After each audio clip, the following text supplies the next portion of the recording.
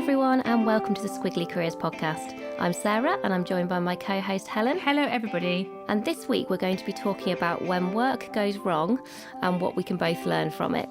And I say both learn from it because we are going to share our examples that we haven't talked about before tonight. This is probably going to be one of the least scripted podcasts that you've heard.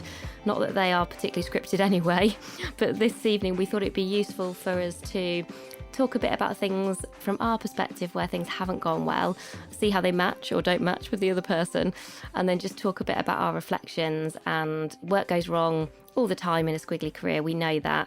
I think it's much about thinking about how you can be resilient, how you can bounce back, what you can learn from it. And before we dive into those, which I'm hoping is going to be useful for everyone and not just cathartic for us, a couple of things coming up that might be interesting for you. Our audiobook has finally been released, Hooray! Which is exciting. So if you're someone who listens to a podcast, I guess likelihood is you maybe quite like an audiobook or you prefer an audiobook. So you can find that on Amazon, as you'd expect with all the other audiobooks. So if you've been waiting for that, and I know a few people have asked us about it, it's now there and kind of ready to go. The other thing coming up, which we thought you might be interested in, is we're going to do a bit of a special 12 days of Christmas over on Instagram, where we're just at Amazing If. And those 12 days of Christmas are all about chilling out and celebrating. We decided that the 12 days kind of leading up to Christmas is not the time to be intensive about your career. And it is probably the time to just pause and slow down and have some fun. And we're going to do some really good competitions. So if you don't already follow us on Instagram, now might be a good time to join, because there's going to be some good fun stuff in the lead up to Christmas. And it's a good way to get things like the daily career tips that Helen does, and to keep up to date with the various different events that we're running, or things that you can come along to if you're interested in perhaps meeting us in real life, not just listening to us on the podcast. So what we thought we would do is talk about 5 themes around work that has gone wrong. And those 5 themes are failure, so where we feel like something just hasn't gone to plan, it's really failed. Where we've sort of learnt the most, where it's perhaps been quite a challenging but a big kind of learning. A personal challenge that's impacted our work. A confidence gremlin, so perhaps when our confidence gremlins this year have got in the way of our work, or we've needed to work hard to overcome them. And some feedback that perhaps we found tough, or it's really made us kind of stop and think about. So when we say work go wrong, some of it is definitely about things going wrong. Some of it is more about just moments where perhaps it has just made you stop and reflect, or think a bit differently about the way that you work, the way that we work together. And I think the reason for doing this, because I think it's quite an exposing thing, particularly as Sarah and I have not shared these things with each other in advance at all. But I think the big reason for doing this is I think those 5 areas that we're going to talk about now, I mean, you might not want to do all 5 with your manager or a colleague in one go, but the point is that actually admitting that things don't go right all the time is not a bad thing. It's actually a really useful prompt for reflection. I think it shows a bit of vulnerability, and it invites other people's opinions and reflections, and it gets away from this need to be perfect all the time. So hopefully it might be interesting for you to have a bit of behind the scenes insight into what's going on in Sarah and I's working lives. But also the real and the bigger reason is that these sort of conversations that we are having are almost sort of micro conversations that you could have with people at work as well. So use it as a bit of a thought starter for how you might be able to replicate what we are now about to do with all of you listening. Imagine if we have a really big falling out during this podcast. Yeah, that could be less fun. But I've got some wine. I did prepare with some wine. I've been, you can tell it's Christmas, I've been eating white chocolate coins. So white chocolate, I mean, that's like no chocolate. I know, they're absolutely delicious though. I think they are potentially, strictly speaking, for my son, but I really like white chocolate coins, so he's not seen them yet. Well, I've got a Chenin Blanc, which is white something, so you've got white chocolate and I've got white wine, so we're all good. Right, is that just basically us avoiding having to talk about some stuff? I feel like I need to Should we get started? I feel like I need to take a really deep breath. Right, what's number 1? What are we starting with? Failure. You go first. Okay, so this is the biggest perceived failure of the year, right? Okay. So, God, I'm quite nervous, Sarah. So I don't think this is going to be what you think it is. So my biggest failure is like a self-failure, actually. And then it's that I don't feel that I have grown into the role that we have sort of given me in Amazing If, which is that officially, I think, interesting question, that I should be doing lots of forecasting and organising and putting, I started the year saying my aim for the year was to scale sustainably, and I had all these kind of lovely organised plans. And I think whilst I don't think I've done a bad job in the year, I don't think I've done that job. And I think my failure is I haven't protected the time and the space. I've done lots of other things that sometimes are easier and sometimes more enjoyable and sometimes my comfort zone and sometimes I've just needed doing, and I haven't created the space for me to do the job that I think needs to be done for our business. So my biggest failure is that I don't... And is it worth just saying, Helen, because people might not know what your job is? Yeah, so officially, everybody, I am CEO of Amazing If, which in my mind means that if I think about it less about job titles and more about strengths, my perception is that Sarah's strengths are all around creativity, ideas, just the things that really move us into new spaces, because you'll constantly have those ideas. And I feel like my job is to create the bridges and the buildings that enable those kind of spaces to be occupied. And that takes time. The way that I need time to think, and I need to plan, and I need to put that into some kind of order. And I always need to, to forecast and prepare for that. But I don't think I've done that role. It's not I'm saying I've done a bad role, but I don't think I've done that role. And I think that is the role we need me to do. So my biggest failure is that we have given me a job that I think needs to be done for this business that I don't think I've honestly done this year. And that's something to do for next year for me. Do you want to know how you could say that sentence in a more growth mindset way? Go on, do it for me. You could say, perhaps you've not grown into the role yet, or you're not quite where you would like to be yet. We talk about growth mindset with people all the time. We've talked about it a lot on this podcast this year. And I think just listening to you then, I feel like you're giving yourself a really hard time for a start, given you've only been full-time in Amazing If for a year, and you've actually only officially been in the CEO role towards the start of this year. So, and probably not really for a full 12 months. And I mean, you have no job description. So, I mean, we're squiggly in that sense. This is actually, I was reflecting on it, and I thought one of the interesting things is, you're in a corporate environment and you have a job description and you have a manager. And while some of those things can be a bit restrictive, it gives you a structure to operate within. And I was thinking, maybe there are some advantages. We often talk about these things are not very good things and hierarchical organizations, but there's some I've written down on my little bullet points. I've got notes for this podcast, Sarah, but I've written down, actually, I don't think I've held myself, or we have together held me to account for them in some of those things. And that might be something that we could do next year, is to say, well, actually, what both do we agree this role is and needs to do, and how do we hold me to account for it? So that was some of my reflections on it. One thing, though, that you have done brilliantly more recently, and I suspect as you've been thinking about this and become aware of the fact you want to improve and develop and work out what this role means to you, is you have started doing CEO mentoring. I have. So I wonder if it's worth talking a bit about that, because I think you're finding that really valuable. If I think about the WhatsApp messages that I get after you've had those meetings, so perhaps worth sharing with people what you've been doing. So the job that we kind of gave me was like a job that we felt like needed to be done, and I've never done it before. And so part of it is I don't have a lot of experience with this job. So I've sort of recognised that now. And I have decided that I'm basically just going to spend some time with people who already do the job and already do it very well in different contexts. So I've set up a day a month, and I've only done one day so far, when I'm going to be like, I'm going to put like the CEO hat on, basically, because it's hard to do it every day when there's so much going on. And that day is going to be me spending an hour with somebody who's already doing the job of a CEO and asking them about what that job actually is, just to make sure that it's not some imaginary thing that I've made up, where I think people get up at 5:30 and they go for a run. You do get up at 5:30 though, so you can tick that box. You do that. But I don't think everyone does. And I sort of want to challenge some of my assumptions about what that job is and learn about how people actually do it. And I've already had one of those. I've got another one set up. Like I said, I'm doing them monthly, and then the rest of the day I'm trying to spend thinking about some of the other tasks that I think are done when you're in that CEO mode.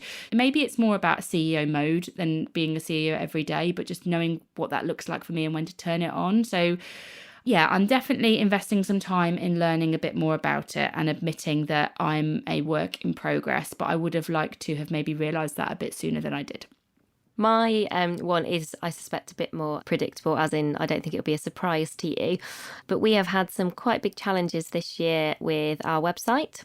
To put this into context, I think if you go and look at our website now, amazingif.com, it looks good. And actually, I've had some feedback from some of my friends spontaneously saying, your website looks so good and all your new branding looks brilliant. And we do love our branding that I think, started using at the start of this year. But that website has been a very difficult process. It's been costly. It's cost us quite a lot of money. We didn't get what we thought we were getting. We have had to try and fix it quite a few times. We have tried to work with some other people to fix it, and that didn't work out either. I think a lot of things outside of our control have happened. So definitely some things where we couldn't have anticipated them, but they had quite a big impact on us. And I think when you're a small startup, you realise how precious I think your time and your money is. And that's true in any organisation, but I think you particularly feel it when you're really starting out. And I suppose you want people to care as much as you do. And I think we definitely haven't necessarily felt that. And it's never had a really big detrimental impact on anything we're trying to do.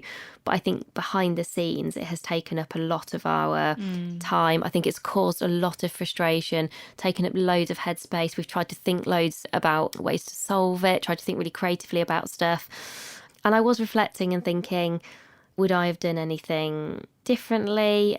And maybe you have a slightly weird skill that you can build websites, like basic websites, but Helen can build websites. And I do wonder whether, do you sometimes try to over design something or over spec something, especially because of the things that we've both done in the past working for quite different sorts of companies. We probably know the art of the possible and have perhaps tried to create something that we didn't need to create this year. I'm not sure.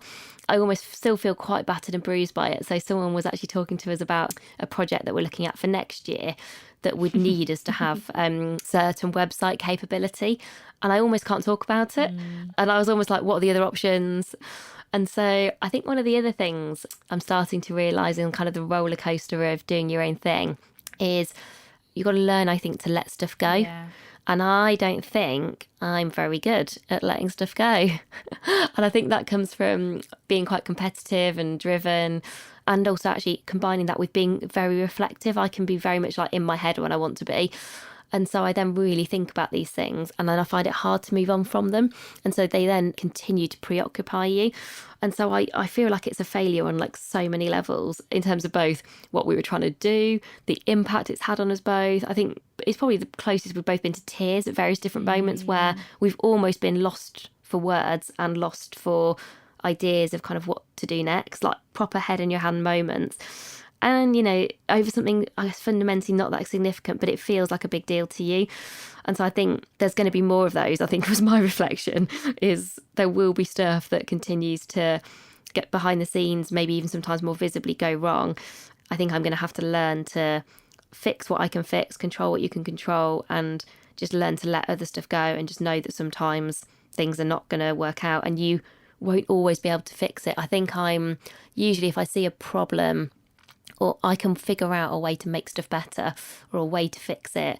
And I'll always be the person, and I think we're both quite like this, we'd work harder and smarter and faster to try and make it better. And I think that one has defeated us. I think it's fair to say. So this is the first time that I've woven some quote from Coco Chanel into our podcast. But I'm going to yeah. So is that what we need right now? Yeah, it's what we need to lighten it a little bit. But there's this Coco Chanel quote that I've always liked, which is that when you leave the house, you should like take one thing off. So I think her premise, and I wonder whether the same principle can sometimes apply to our work and maybe other people's work too, in that you sometimes can have a tendency to overspec things. You want the dream, and in your mind you can see the dream. If you haven't got the capability to deliver the dream, you kind of assume that somebody else has. And I wonder whether there is we probably in that website thing probably overspec it a little bit because you wanted the dream and probably didn't need that to start with. So maybe there's a Coco Chanel-esque take one thing off. Yeah. That'd be hard for us because we want everything, but maybe take this as sort of like if one thing had to go to get this done, what would it be? Is maybe a challenge to us. So I think given we've really talked about the failures, maybe we talk about our biggest learning, which is not about necessarily when things go wrong, but just something where we really feel like we've maybe been stretched in terms of our learning capacity and our personal challenge, and we'll perhaps do those a bit quicker so that everybody's not like, oh God, I can't listen to any more of this. So I might start on a high then.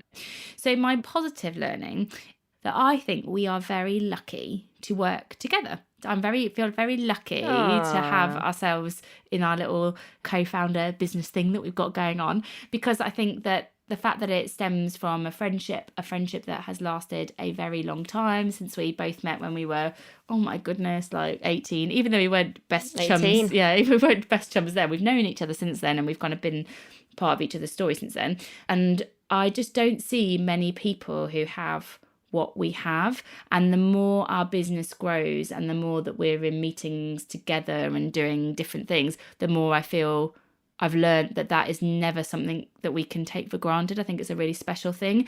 And the reason I got to that positive thing was I thought actually one of my most challenging learnings this year has been how hard it is to find people that click into the Amazing If puzzle, that have, that either bring the skills or the energy or the creativity or the commitment or the desire to be genuinely part of what we're trying to create. And we definitely have found some people, the team in Amsterdam, Crystal, who has been, driving our Squiggly Careers community, and Ruth in Dublin, and Joe, and there's so many, and people that have worked with us on design, and Ria, who is amazing. There's so many people that we have found that have done that, but it has not been easy. And I think my learning is, it feels a lot harder when it's your business to find those people than when I worked in a big corporate. And I feel so lucky that the person that I do it with on a day-to-day basis, hour by hour, is you, and that somehow magically in the last 18 years or so that we kind of found each other on that journey. So that's my kind of positive learning. Ours actually align quite well here. Oh, really? So my biggest learning, which has also been, definitely has kind of challenged me at times during the year as well, is though we've known each other for a long time, I think this year, really even towards just the end of this year, has been the first time that we've worked together, almost fully together, where I feel like we're both very kind of in it and we spend a lot more time together. You are running a company kind of in earnest together. And what I've realised is that we are probably more different than I'd given us credit for. And actually, I was always worried that we were too similar, because I sort of believe in it's useful to have complementary skill sets. And I always worried that I was like, if we ever did this, are we basically just two versions of kind of the same? And yes, we've got different personality preferences, but do we bring very similar kind of skill sets or thinking? And actually, I think the more we work together, the more I realise we are complementary, and we also are different in terms of the things that we are good at, the way that we approach things, perhaps our attitudes, our decisions to different things would be different. And in some ways I find that challenging, because that has meant at some points during this year, perhaps for the first time ever, we've had more challenging conversations, or we haven't always agreed. And I always find that hard, because I find conflict quite difficult, especially conflict with somebody who is you. And because there's obviously like a friendship that goes way beyond kind of running a business together. And so for me, I actually feel more reassured than ever that we kind of stand a chance of making our business work and it being successful, because I can start to see us showing up in different ways and being useful and relevant in different ways.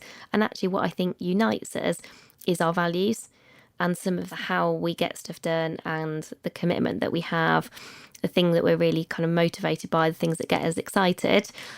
And then actually some of what that means we'll spend our time doing, I'm starting to see how that will be different. And I think that's really good. So I think I feel like I've still got a lot to learn about how we will work together. And I think we're starting to think about that more consciously, because if you haven't spent time as a team thinking about kind of how you work as a team, how are you going to work together?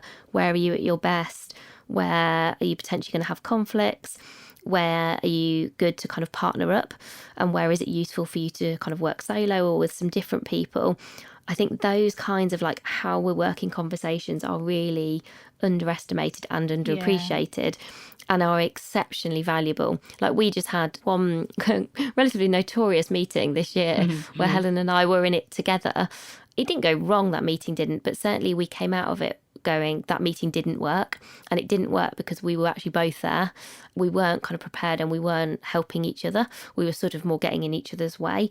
And I think if we'd have had some of those conversations sooner about those things, then actually you can avoid that, and actually you can just work much more productively and efficiently. And actually I think we're getting better and better at realising, when are we better together? And I think there's lots of instances where we are. And sometimes I think we're genuinely better apart. And sometimes I think we're better with some other people. And I think just learning all of that feels like a really big learning curve, but one that I am loving and kind of really enjoying. And I think if you start from a position of curiosity, rather than sensitivity is a lot better. So if I kind of go, oh, Sarah, how do you think that meeting went? Do you think we were better together or better apart? And it's a curious question rather than a sensitive question. Like, I am interested in your answer and not scared of it. And I think we've gotten really good at posing that question to ourselves in lots of different ways. You know, we recorded a podcast yesterday, for example, with Bruce Daisley, which you'll be hopefully able to hear very soon in January on Eat, Sleep, Work, Repeat. And we were saying to each other, okay, that's a podcast that we were both on. Will we be better together or not? Was sort of the conversation we were having afterwards. And we were like, yes, actually, we both had at different points and that worked. But we are curious about those answers. And I think it's such a valuable thing to do that as a team and say, where are we similar? Where are we different? There's no judgment. There's just interest in the question. And I think a lot of the time in other teams that I've been part of, there's been some sort of threat or sensitivity or fear about those types of conversations. But I think it doesn't feel quite as sensitive as it might have done a year ago. I'm just like really interested in, okay, that's interesting. That was a bit different. What do we do next time? Or how do we get better each time we try and do this? Well, I think if you have objectives and kind of common and shared goals that you're all working towards, that makes life easier. Because I think we have a very clear sense of why we do what we do in terms of making work better for everyone. We've got a very clear why. And I think we both share a sense of what success looks like for our business and for everything that we do. So therefore you become motivated by, well, what's our respective roles? How can we add as much value and contribute as much as possible to achieving the things that really matter to both of us? I suspect this falls down where people don't have common goals and objectives. So I think that's perhaps something for people to think about. If you're thinking, this might be something you do in the new year, if you're, doing some team stuff in January, are you really clear about your goals and your common objectives for the year ahead? Does everybody share in those? Are people understanding them and interpreting them in the right way?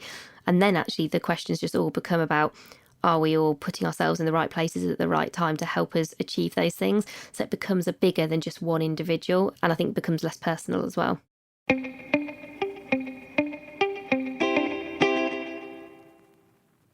So the third conversation is your biggest personal challenge this year.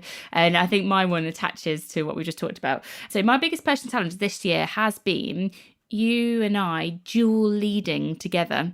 And I say this as two people who, Sarah and I, if you maybe you're early listening to this podcast, but Sarah and I, before we kind of came together to work together equally on Amazing If, we're sort of doing our own thing in our corporate careers. Sarah was managing director of an ad agency and very senior roles at Sainsbury's before that. And I was, marketing director at Microsoft and various things. So we're very used to leading a team and creating and driving and loving the responsibility and the accountability and the ownership and the freedom of all of that kind of stuff. And then you smash two of us together.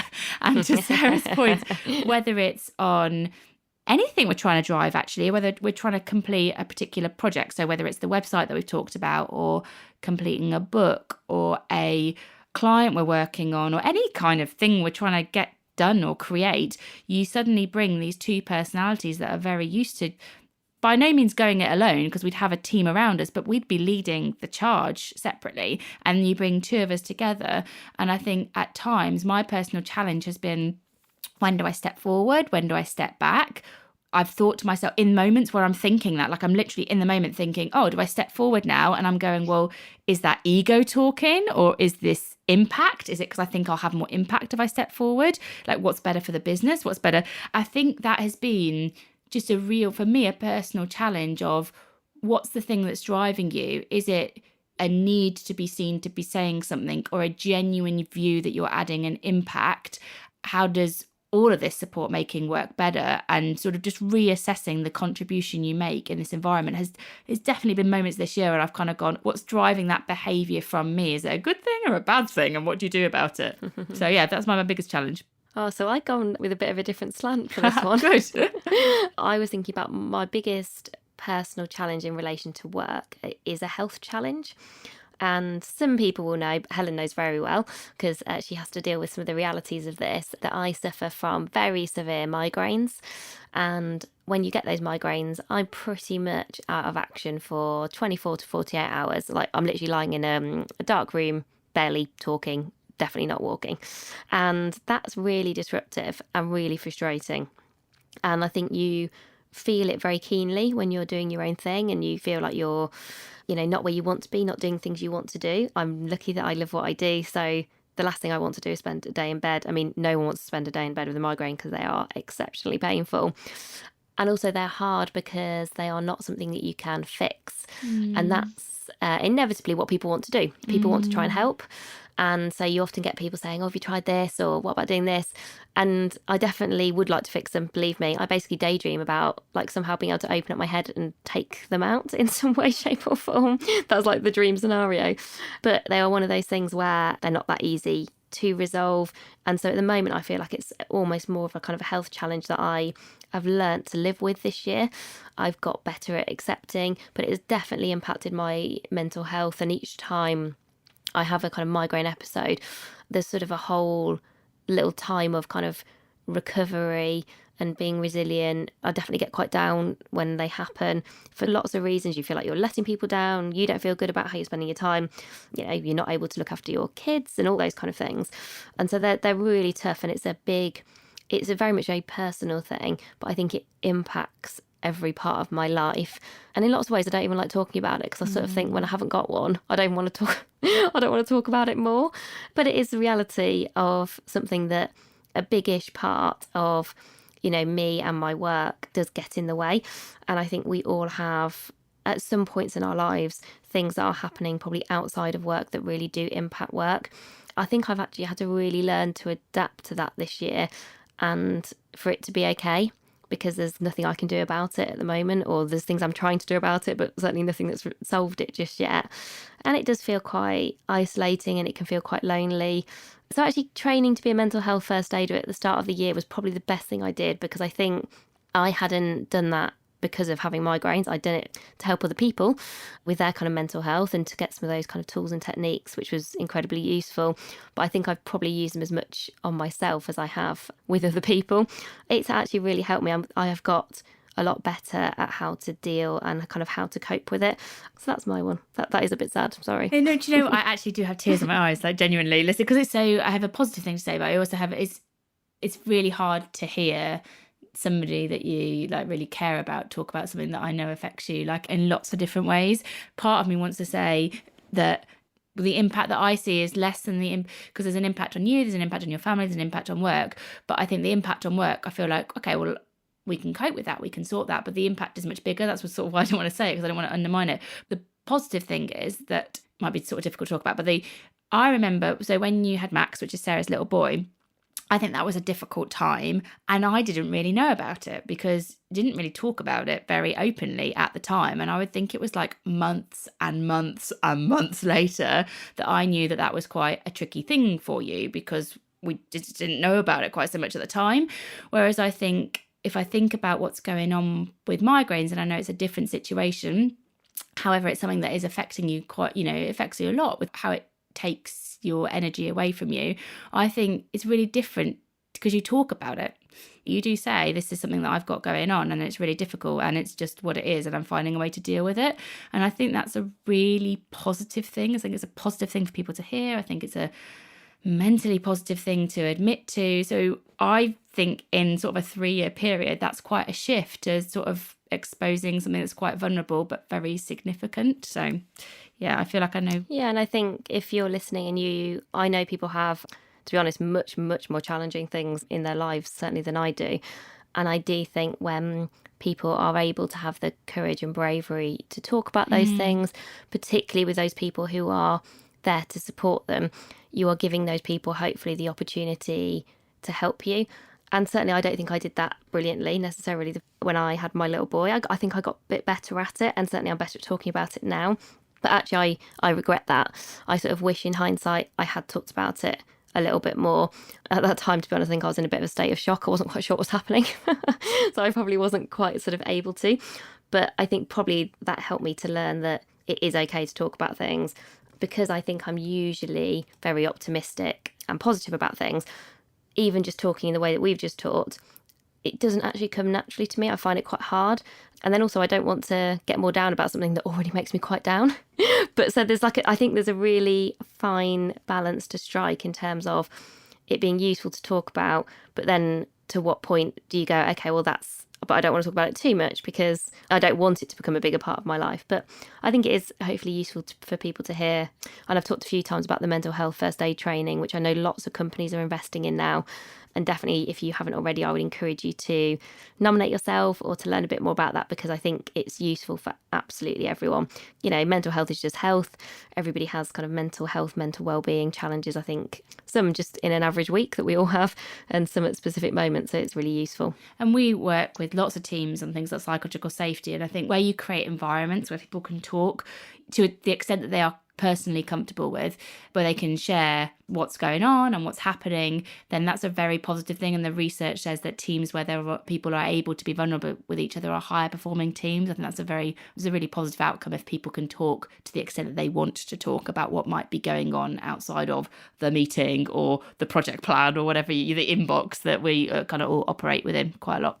So should we talk about our confidence gremlins, how they've shown up this year? If they've shown up, have they made an appearance for you? So my confidence gremlin that I have chosen, I think, and I wonder what you think about this. So we hear a lot of people talk about this enough thing. So they have a confidence gremlin of, I don't know enough, or I'm not old enough, or I'm not experienced enough, all of that kind of stuff. And I think I have a confidence gremlin about enough, but mine sounds like I've not done enough. So rather than it's not how is that your confidence? Yeah, but I think gremlin? it is, Sarah, because I sometimes really beat myself up. Like I'll think, oh, I should have done this. Why haven't I done this? I've not done enough today. Oh my God. And I don't know anyone who works as hard as you do. But I don't always think you think that, not in a critical way at all, but I'll be thinking, oh, it's Sarah all I might, ever think. Yeah, but I might think, oh, Sarah might think I haven't done enough today. And then I'll be thinking, oh, I sort of judge myself through someone else's lens. And so I think, and that's the point, sometimes I think I don't have enough confidence in the value of work. Like we've talked before about. Oh my God. Do you know what? I'm really happy when you tell me you've watched something on Netflix, because I think, oh, maybe she's had a break. Maybe she actually sat and watched something on Netflix, because I'm always like, oh yeah, I'm on this series, or I've watched this thing. And you'll be like, oh, I've not really had a chance to watch anything yet. And I'll be thinking, oh, it's because she never takes a break. And then you'll finally say you watched something, and I'm really happy for you. But yeah, I think that is it. I think I sort of beat myself up because I have this slightly unachievable thing about doing everything, and therefore I lose confidence in the value that I add if I'm not doing enough, even though I sort of logically know that I could never do enough. So yeah, I think that's my little internal battle. Mine is a kind of newer one that has emerged since we started to do More Amazing If together, which is some of the questions that you get asked about running a business. I'm sort of not sure how to answer them, and I think I lose and kind of lack a bit of confidence because I'm still a bit wedded to what success was traditionally perceived as when you're kind of running a company.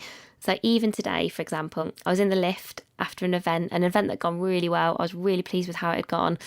And someone said to me, oh, whereabouts is your office based? And I don't think we should have an office. I don't want an office. I love the different places we get to work. And also I love working in different places. So the last thing I want is an office. But there's something about those kinds of questions. The other classic one is, oh, how many people work do you for employ? you? Yeah, totally true. How many people do you employ? And I think I get a bit apologetic and a bit over descriptive in my answers. And it doesn't help in terms of, A, being confident in us and our business model, which I am really confident in. But I think it's because I feel like people are assigning success and almost perhaps even making judgment calls about us and whether they would want to work with us based on how many full-time equivalent employees have you got and how big is your office and all those kind of things. And I think I've just got to learn that when people ask those questions, almost like practice some answers that I feel authentic saying and good about. Yeah. Because at the moment, I don't feel good when I answer those questions. And yet it's not that I think we're doing the wrong thing. It's just because those questions probably get into my psyche a little bit around, like one of my confidence gremlins has always been a bit about, oh, do people think I'm too young to be doing this job, or almost like not experienced enough? And I think it sort of taps into that a bit for me, of people going, is this a proper company? I think in my head, the dialogue I have in my mind is that people are thinking we're not a proper company. We are absolutely a proper company.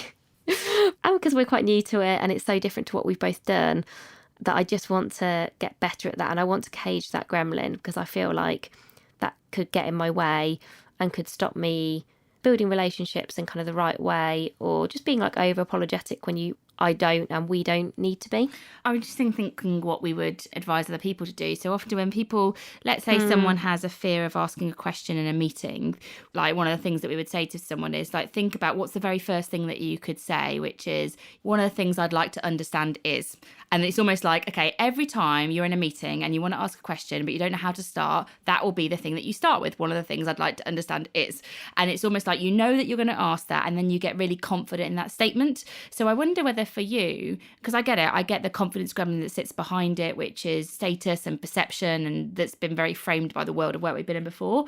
But I think sort of leaning into the challenge a little bit and kind of go, oh, that's a really interesting question, because one of the things that we're really passionate about is changing some assumptions about what work looks like. So, for example, do you need an office? Do you not need an office? You know, the models of how we employ people. What we're all about is sort of learning how to make that stuff work in a slightly different way. I feel like that sort of thing, in your own words, is an answer that you could own. Like if you were like, oh, I'm just imagining trying to say that to somebody today in a lift. I would have Do you know what? That's really interesting. I'm just going to, you would say something like that. I think I just need to figure out how to say that.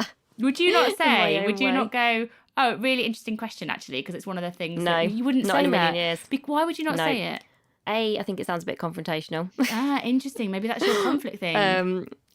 Yeah, and I don't like confrontation or conflict. I think what I might say is, oh, we find in our business and the way that we're growing that actually an office is not something that we need, and that so many people now are working virtually and flexibly. Instead, we use different sorts of workspaces or those. I think I'd say something more like that.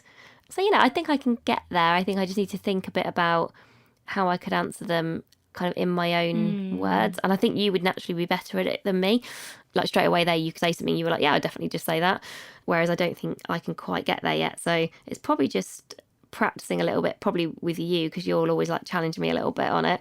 And then noticing each time, because people ask me those questions a bit more regularly than they used to, each time being really conscious to opt in to trying to respond to it differently, because it'd be so easy just to be like, oh, a bit dismissive of it or not really answer the question, but actually think, no, I want to get to a point where I don't let those things make me feel or come across as lacking confidence. So our fifth and final thing that we're going to talk about was around feedback this year, and some feedback that maybe has been challenging or has made us think or made us change our behaviours.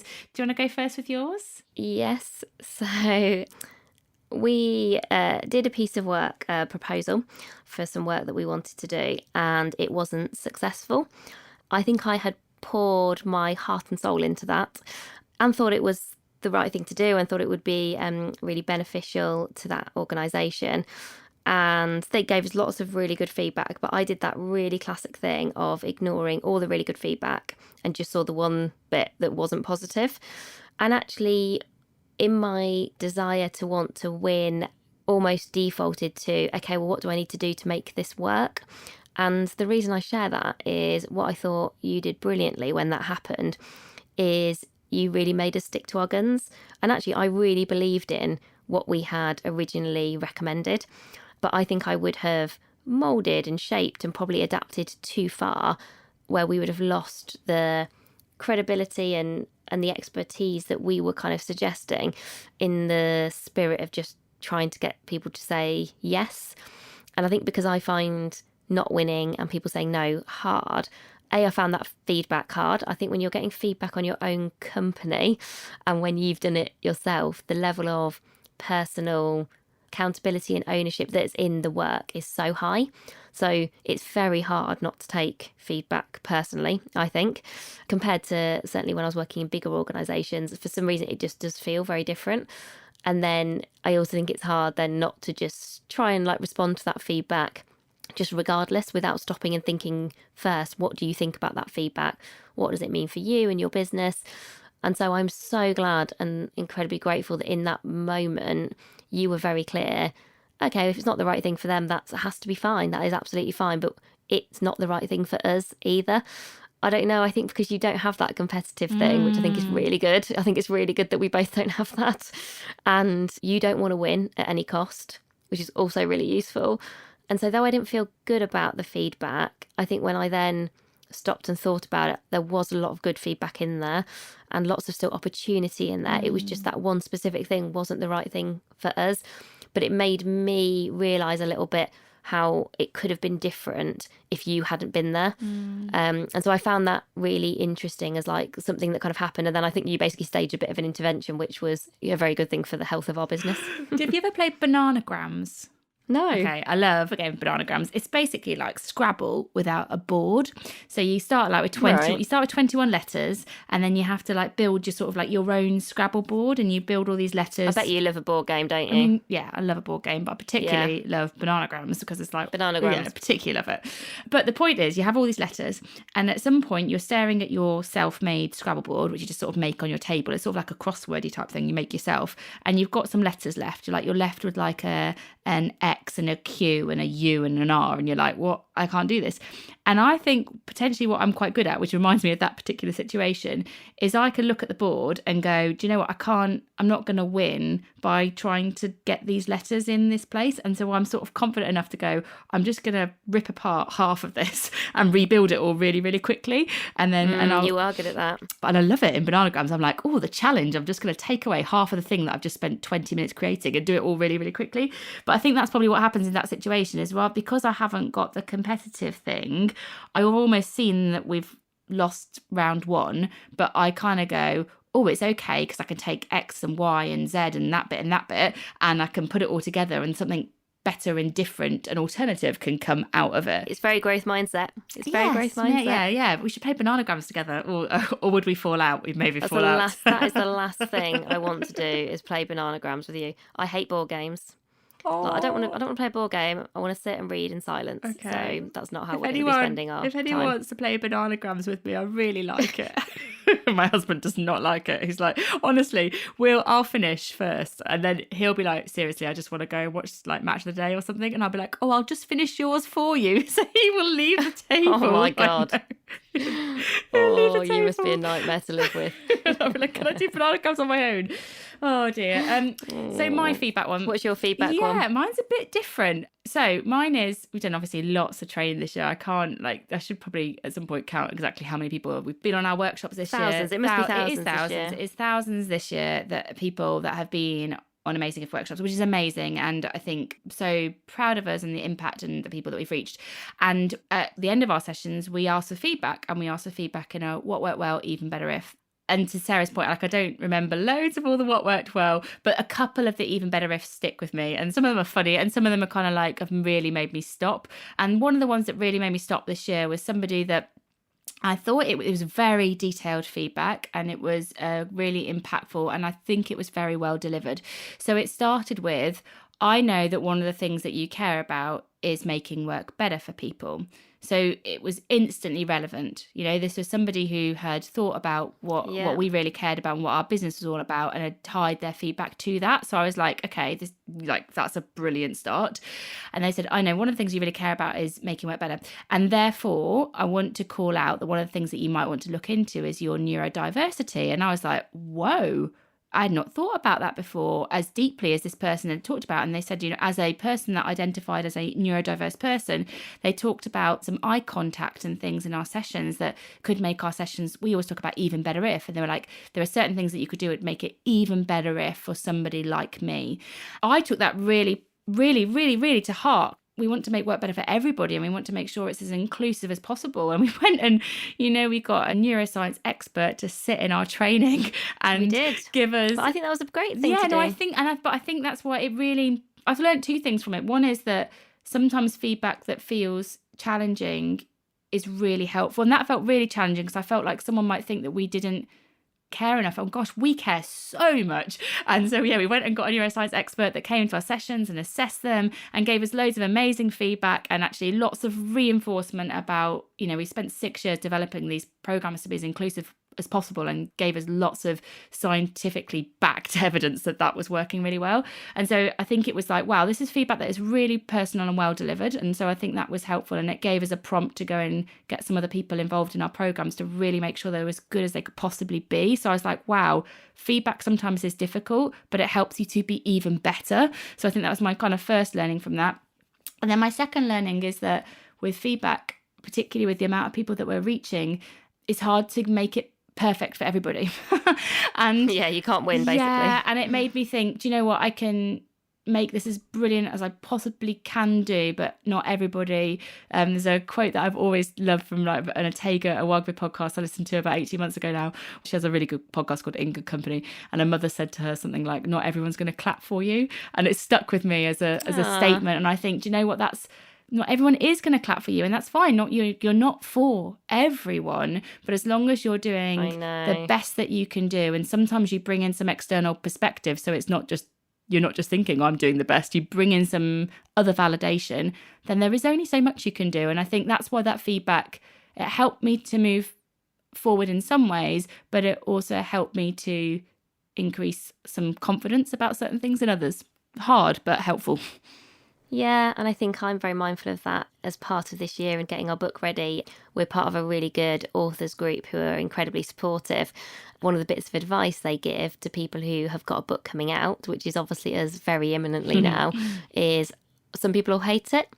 And I can't get my head around that. Not because I think it's just that great, but just this idea of, again, because it's something that you've written, that somebody would just think, oh yeah, this is just rubbish, this is just not for me. But of course, logically and rationally, our book is not going to be for everyone. And you have to accept that and know who you've written it for, and what you really want is it to be brilliant for them. I'm sort of having to remind myself of that just generally, because I just know that I will find it hard if somebody writes on Amazon they don't enjoy it. or if someone says, oh, I had a look at the book, but it's not really for me. Or I'm sure there are people I know and friends that I have got who will say, if they were being very honest, would say, I didn't find it that useful. Maybe it's just not the right style of book. And just knowing that that's okay. That person's not being mean or nasty. They're just being honest. And it isn't for everyone. Obviously, it's for everyone who listens to this podcast, to be clear. You'll all think it's great. But I think that is worth remembering. And I think when you do get feedback, you definitely need to be careful not to be defensive or to ignore it or to avoid it, because I think they're often our responses to feedback: ignore, avoid, defend, essentially. If you can be open and embrace it and think, okay, what is this telling me and what do I think about it, then I think you can have a much more nuanced response to then what you then choose to do in the future. And I honestly don't think we would have done that neuroscience thinking if we hadn't had that feedback. And actually that was exceptionally reassuring, because lots of the feedback that we got from Amy was everything was pretty much along the right lines. There was a few extra things that we could add that were brilliant and made it kind of even better.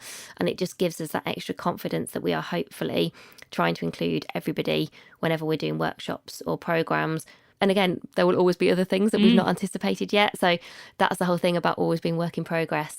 Knowing that you'll never be perfect, which is probably not a bad note to start to conclude on. Very true. My just on the last bit of the funny feedback, the other thing that I've learned this year from all of the feedback that we've had from the thousands of people that have been on our courses is the importance of food.